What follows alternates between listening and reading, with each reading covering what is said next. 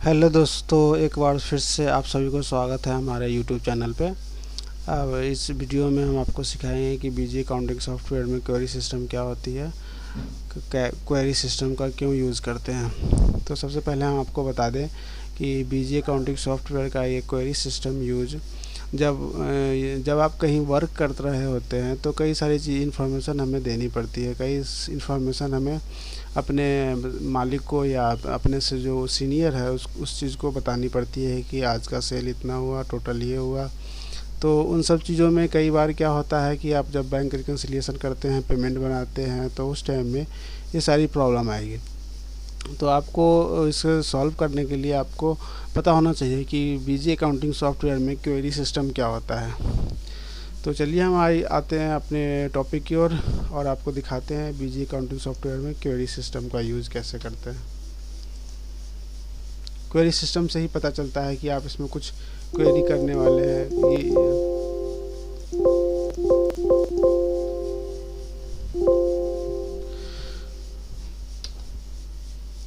सबसे पहले हम आते हैं डिस्प्ले पर, डिस्प्ले को एंटर करते हैं। ये आपका ये क्वेरी सिस्टम ओपन हो गया।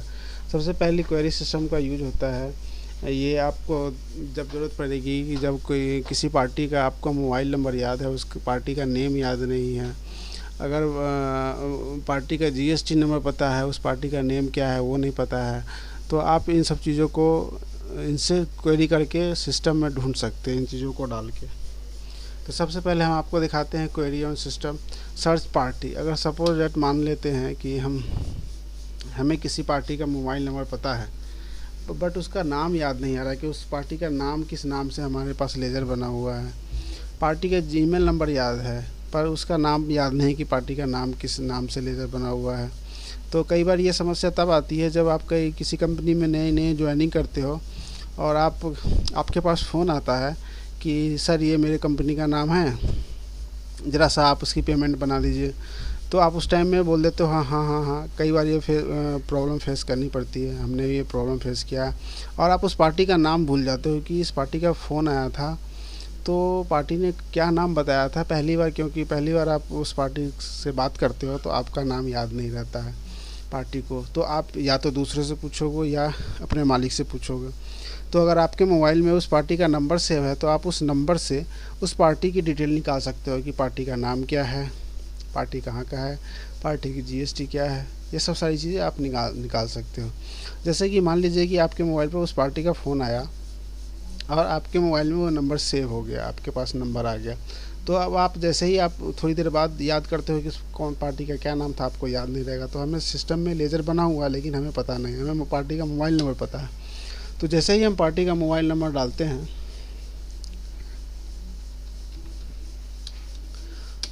और इसको सर्च करते हैं, सर्च जैसे करेंगे ये आपको बता देगा no data found related this mobile number, यानी कि उस पार्टी से रिलेटेड कोई मोबाइल नंबर है नहीं। आप जैसे ही आप इसको 798 करते ही यदि मोबाइल का सपोर्ट मान लेते हैं उस पार्टी का पूरा मोबाइल नंबर नहीं लिखा हो, तो जैसे ही हम ये नंबर डालते हैं 798, जैसे ही यहाँ पे उस नंबर से रिलेटेड सारा इन्फॉर्मेशन आपके पास शो कर देता है। ये देखिए हमारे पास ये 798295386 79829, ये पता चल गया कि हमारा दो पार्टी है, पार्टियों का नाम क्या है, उस पार्टी का नाम आपको पता चलेगा यहाँ से कि ब्लिस इलेक्ट्रॉनिक है और हाईटेक प्रोडक्शन है। ये दोनों सेम ही कंपनी है, एक ही पार्टी की कंपनी है।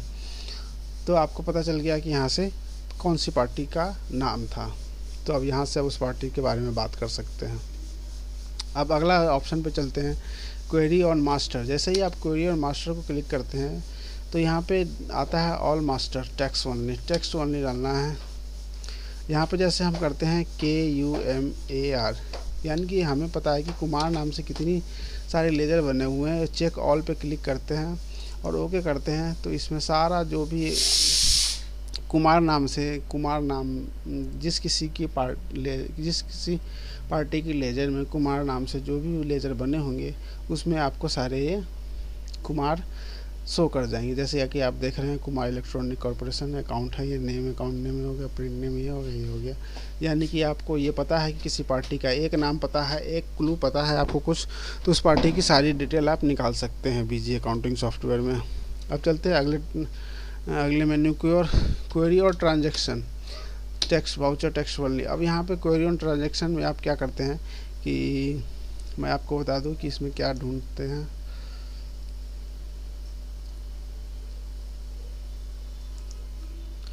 अब जैसे ही हम यहाँ पे 123695 डालते हैं और उसे चेक कॉल करते हैं,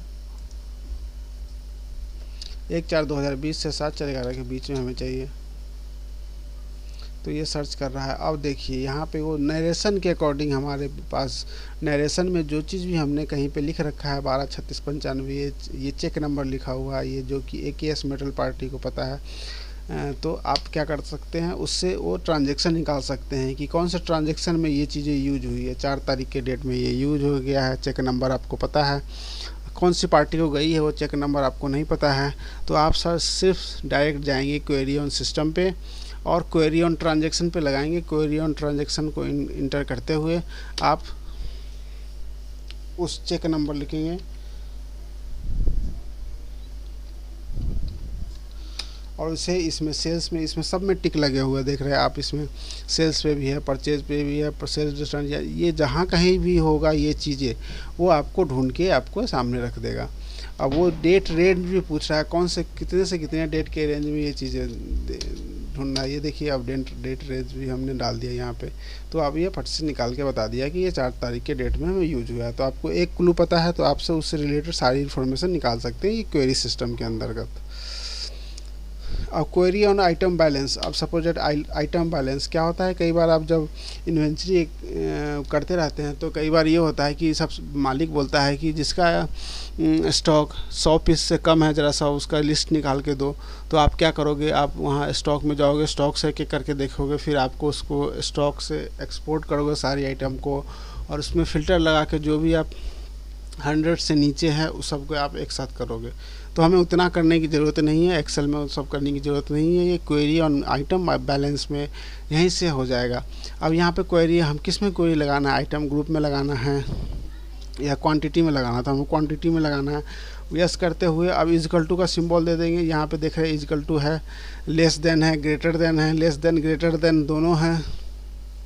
उसके बाद इक्वल टू लेस देन है, इक्वल टू ग्रेटर देन है, ग्रेटर देन लेस देन दोनों है यहाँ पे।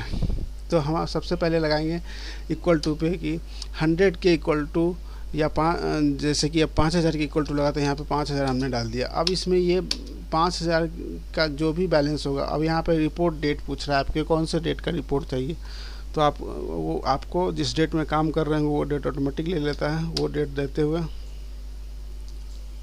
अब आपके सामने में आ गया कि जिस आइटम का क्वांटिटी हमारे पास जो भी बैलेंस भरे हुए 5000 इक्वल टू डाला था हमने वहाँ पे, तो 5000 वाला जो भी क्वांटिटी होगी, जो भी आइटम होगा वो सारे आपको शो कर जाएंगे और आपको एक ही बार में ये डाटा आप किसी दूसरे को दे सकते हैं।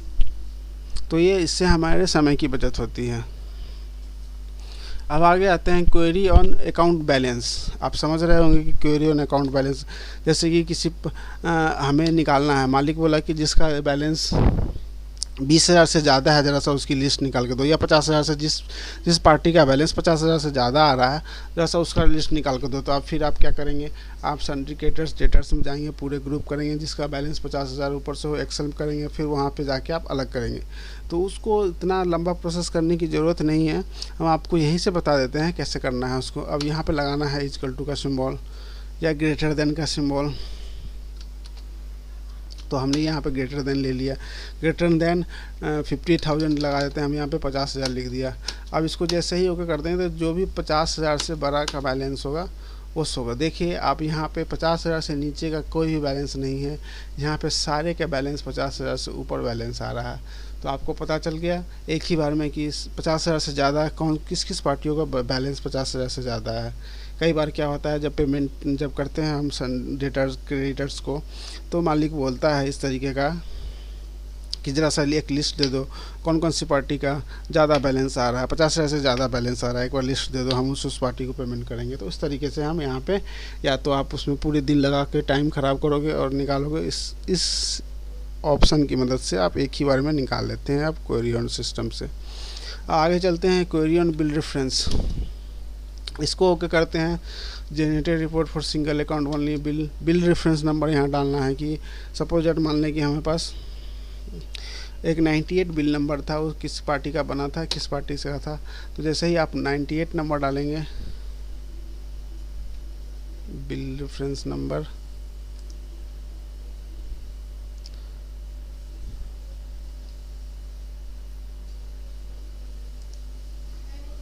जैसे कि हम यहाँ बिल रेफरेंस नंबर 142 डालते हैं, तो 142 से रिलेटेड जो भी एंट्री होगी, ये रेफरेंस नंबर कहने का मतलब हो गया कि जब हम किसी पार्टी से परचेज करते हैं और उसमें 142 रेफरेंस नंबर कौन सी पार्टी का है, 142 बिल नंबर, वो आपको दिखा दिया यहाँ पे कि यादव इंजीनियरिंग वर्क्स का 142 बिल नंबर है। अब चलते हैं अगले टॉपिक की ओर। Query on item serial number, ये आपको पता ही है, ये इनका यूज़ हम कहाँ करते हैं, जहाँ पे हम टेक्निकल चीज़ों का यूज़ करते हैं और जिसमें हम गारंटी और वारंटी का यूज़ करते हैं, जिस आइटम में कि 1.5 साल 2 साल का गारंटी देते हैं, तो वहाँ पे आइटम सीरियल नंबर ज़रूरी हो जाता है। ये सब सारी टेक्निकल चीज़ों में यूज होता है, जहाँ पे कि हम जैसे कंप्यूटर और हार्डवेयर के क्षेत्र में जब सामान हम बेचते हैं तो सारे सामानों पे गारंटी रहती है, नए नए सामानों पे, तो वो उसमें जो सीरियल नंबर आते हैं, हर एक पार्टी का अलग अलग सीरियल नंबर होता है, हर एक पार्ट्स का अलग अलग सीरियल नंबर होता है, तो वहाँ पे हम इन सीरियल नंबर का यूज़ करते हैं। तो अब हम बढ़ते हैं अगले टॉपिक की ओर, क्वेरी ऑन आइटम प्राइस। इसको इंटर करते हैं, तो अब इसमें कौन से आइटम का क्या प्राइस है आपको एक ही बार में शो कर जाएगा, वहाँ पे देखने की ज़रूरत नहीं है। देखिए ये सेल में आ गया है कि हमने ये आइटम जो है हमने 4 रुपये पर पीस के अकॉर्डिंग बेचे हैं। फिर जैसे कि दूसरा लेना है, हमें ये आइटम लेना है, तो ये आइटम क्या 17 रुपये पर पीस के अकॉर्डिंग बेचे हैं सेल्स में। अगर आपको परचेज़ का देखना है तो यहाँ पे परचेज़ करेंगे, सेलेक्ट करेंगे, तो वो आपको परचेज़ के अकॉर्डिंग दिखा देगा कि कौन से इस आइटम का परचेज़ क्या रुपये हुआ है। ये देखिए यहाँ पे पीस 52 रुपये दिखा रहा है। तो इसमें भी क्या होता है कि आपको आइटम ढूंढना आसान हो जाता है। अब आ चलते क्वेरी ऑन जीएसटी।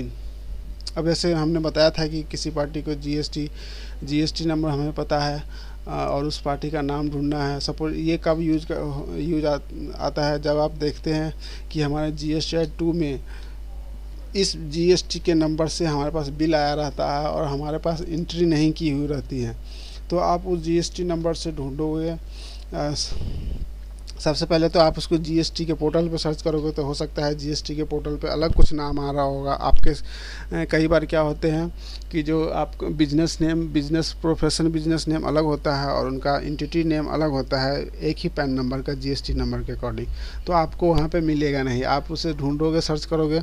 अगर आपको ज़्यादा पता है, अगर आप हमारी ये क्वेरी ऑन सिस्टम का पता है, तो क्योंकि हमारे सिस्टम में कहीं ना कहीं उस पार्टी का जीएसटी नंबर डला होगा, हमारे लेजर में डला होगा, हमने उसका बिल डालना भूल गया है, तो जैसे ही हम यहाँ पे उस पार्टी को जीएसटी नंबर लेके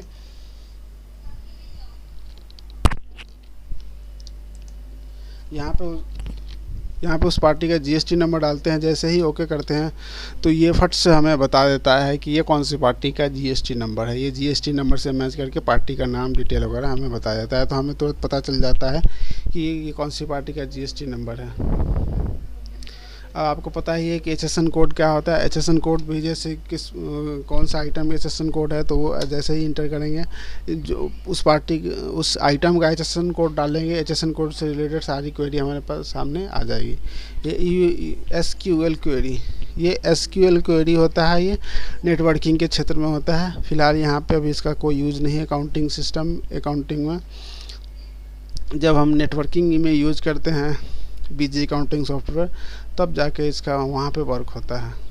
तो आपने इस वीडियो में देखा क्या कि क्वेरी ऑन सिस्टम के सारे मेनू मैंने आपको सिखाए। इसे यूज़ करके आप काफ़ी जल्दी वर्क कर सकते हैं और अपने जहाँ पे वर्क कर रहे हैं वहाँ पे सबका गुरु बन सकते हैं। तो ऐसे ही हमारे नॉलेजेबल वीडियो को देखते रहिए और लाइक कीजिए, सब्सक्राइब कीजिए हमारे वीडियो को, हमारे चैनल को। तब मिलते हैं अगले नेक्स्ट वीडियो में, तब तक के लिए नमस्कार।